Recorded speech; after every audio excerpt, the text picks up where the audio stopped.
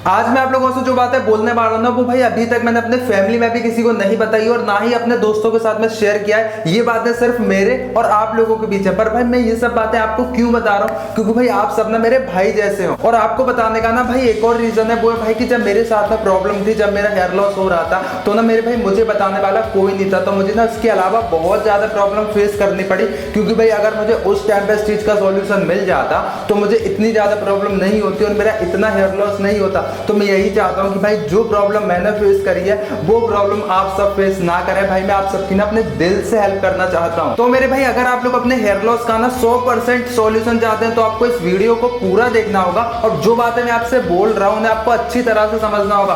फिर आपको पता लगेगा कि भाई प्रॉब्लम किसे कहते हैं और हेयर लॉस किसे कहते हैं। क्योंकि भाई लोग जो मेरी प्रॉब्लम थी ना उसके आगे आप लोगों की प्रॉब्लम इतनी ज्यादा बड़ी नहीं है, फिर भी आप लोग उसकी ना बहुत ज्यादा टेंशन ले रहे हैं, अपने दिमाग पे जोर डाल रहे हैं, सारा दिन यही सोचते हैं कि भाई हेयर आ जाए, मेरे हेयर लॉस हो गया हो, भाई 4-5 हेयर गिर गए मेरे, ऐसे आप सारा दिन लगे रहते हैं। भाई इसी वजह से आपका हेयर लॉस ना और ज्यादा बढ़ रहा है। आपकी प्रॉब्लम इतनी ज्यादा नहीं है और आप लोगों ने उसे बढ़ा लिया है। इसीलिए मैं आपको ये स्टोरी सुनाऊंगा, अपनी पर्सनल रियल स्टोरी बताऊंगा, जिससे आपको समझ आएगा कि भाई प्रॉब्लम किसे कहते हैं। और ये सुनने के बाद में आपकी बहुत ज्यादा हेल्प होगी। अब सबसे पहले ना आप लोग मेरे पिक्स देखिए, फिर आपको अच्छे से समझ आएगा। अब ये जो मेरे पिक्स है ना, ये भाई तब के पिक है जब मेरा हेयर लॉस होना स्टार्ट हुआ था। अब आप लोग यहाँ पर देखिए कि मेरे स्कैल्प के बीच में ना गैप्स आने शुरू हो गए। ये जो आप स्पॉट देख रहे हैं ना, ऐसे स्पॉट मतलब कि मेरे स्कैल्प के अंदर ना 4 बन गए थे, मतलब कि 4 जगह से मेरी स्कैल्प खाली हो रही थी, उनमें गैप्स आने स्टार्ट हो गए थे और वहां से हेयर लॉस होना शुरू हो गया था। और भाई ये जो पिक्स मैंने आपको अभी दिखाए हैं ना, सारे के सारे पिक्स मेरे ही हैं और मेरे ही घर के पिक है। आप मेरा घर देखिए, यही मेरा घर है, कोई मैंने फोटोशॉप वगैरह नहीं किया है भाई, 100% मेरे ही पिक है। अभी मैंने आप लोगों को अपने स्कैल्प के पिक दिखाए हैं। अब आप लोग देखिए भाई मेरी जो रिसीडिंग हेयरलाइन की प्रॉब्लम थी ना, आप उसके पिक देखिए। अब सबसे पहले मेरा हेयर लॉस ना भाई यहीं से शुरू हुआ था, मेरी जो स्कैल्प के आगे ना भाई वी शेप बनना शुरू हुआ था,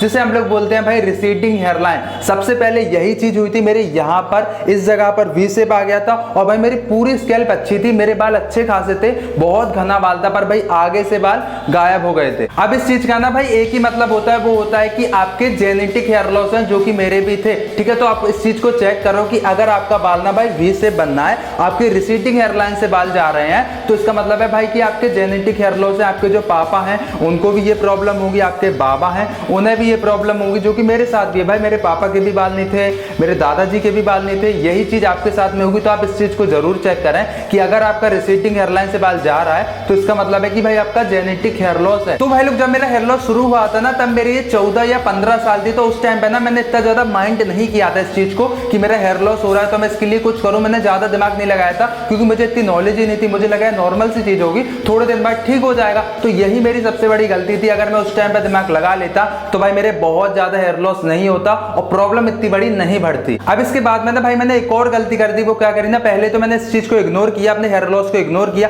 उसके बाद में कुछ दिन निकल गए तो मेरी क्या हुआ ना, मेरी 11th क्लास आई है। भाई आप सबको पता है कि 11th क्लास आती है तो उस टाइम पे अपनी 3 से 4 कोचिंग लगती है, ठीक है ना। तो जब कोचिंग लेंगी तो भाई वहां पर लड़कियां दिखी, तो अपन को भी लड़की चाहिए भाई, जो कि आप सबके साथ में होता है। लड़की को सेट करने के चक्कर में मैं अपनी हेयर स्टाइल बनाने लगा, अलग अलग तरह की, कभी बालों को खड़ा करके जाता, कभी यहाँ कभी वहां, अलग अलग तरह की हेयर स्टाइल बनाने लगा। अब हेयर स्टाइल बनाने के लिए क्या चीज की जरूरत पड़ती है वो आप सब जानते हैं, जो कि केमिकल चीजें होती हैं। हेयर जेल हो गई, हेयर वैक्स हो गई, हेयर स्प्रे हो गया। अब हेयर वैक्स के बारे में तो पता नहीं था, तो भाई मैं ले आया हेयर जेल और रोज बढ़िया हेयर जेल लगा के टिप टॉप बन के बढ़िया रोज कोचिंग जाता, लड़कियां ताड़ता, ये वो। अब मैं हेयर लॉस के बारे में भूल चुका था। मुझे इस चीज की ना भाई बिल्कुल भी याद नहीं थी कि मेरा हेयर लॉस हो चुका है और अभी भी हो रहा है, जो कि मैं ध्यान नहीं दे रहा था। और मैं केमिकल चीजें और लगाने लगा। फिर मैं हेयर स्प्रे ले आया जो लगा के बढ़िया, और कोचिंग जाना, लड़की के चक्कर में पड़ गया। तो भाई मैंने सारी चीजें लगानी शुरू कर दी थी। और उसके बाद में जो मेरा हेयर लॉस बढ़ाना, हो भाई आपको क्या बताऊं, इतना गंदा हेयर लॉस, इतना ज्यादा होने लगा ना कि भाई मेरे कंट्रोल से बाहर हो गया। और मेरा फिर दिमाग घुमाना भाई कि कुछ समझ ही नहीं आया कि मैं क्या करूं। उसके बाद में मैं डिप्रेशन में जाने लगा, मेरा किसी चीज में मन नहीं लगने लगा। और भाई इसके साथ में ना भाई मास्टरबेशन चल ही रहा था। मास्टरबेशन की आदत तो लगी गई थी, क्योंकि भाई लड़कियां इतनी सारी दिख रही थी और उस एज में तो आप सबको पता है कि कितने ख्वाहिशें आती है लड़की के बारे में। अब ये सब तो चल ही रहा था भाई। इसके साथ में ना एक बुरी चीज हुई जो कि मेरे लिए अच्छी साबित हुई। वो कैसे,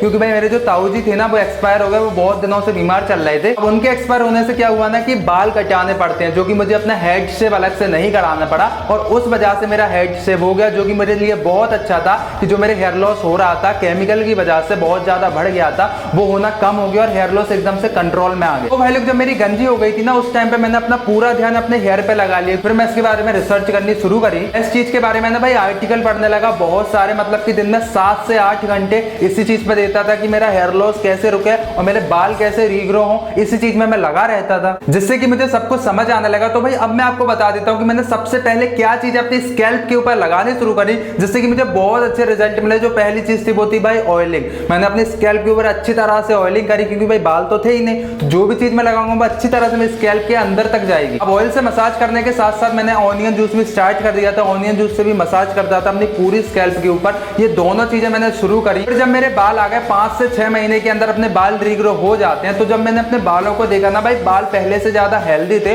और मैंने पहले से अच्छा बेनिफिट देखा सिर्फ 2 चीजों से, ऑयल से और ऑनियन जूस से। तो यही चीजें मैं आपसे बोलता हूँ कि आप अपना हेड शेप कराने के बाद में इन दोनों चीजों को यूज करो, आपको बहुत अच्छे रिजल्ट मिलेंगे। और इन दोनों चीजों के अलावा भी मैंने बहुत सारी चीजों को अपनी स्कैल्प के ऊपर लगाया, बहुत सी चीजें यूज करी हैं, जो कि मैं आपको फिर कभी बताऊंगा। अगर इसमें बताऊंगा तो वीडियो और ज्यादा लंबा हो जाएगा। और भाई लोग, मुझे अपने बालों को ना पूरी तरह से ठीक करने के लिए ना 3 साल लगे थे। पहला 1 साल लगा था कि मेरा जो हेयर लॉस हो रहा है उसे रोकने के लिए, और 2 साल लगे थे अपने बालों को रीग्रो करने के लिए। तो बस भाई लोग, आज के लिए सिर्फ इतना ही। अगर आपको वीडियो पसंद आई हो तो लाइक करके जाना, कमेंट करके बताना कि आपको वीडियो कैसा लगा, और अगला वीडियो इसके ऊपर चाहिए, इसके सॉल्यूशन के ऊपर चाहिए, पूरा ए से लेके जेड तक जो जो चीजें यूज करी हैं वो सारी चीजें, तो मुझे नीचे कमेंट करके बताना। और आप लोग इस चैनल के ऊपर नए होना तो भाई सब्सक्राइब करना, बगल वाला बेल आइकन भी दबा देना। इस वाले वीडियो को अपने दोस्तों के साथ में शेयर जरूर करना भाई, इस वीडियो को हर एक बंदे की जरूरत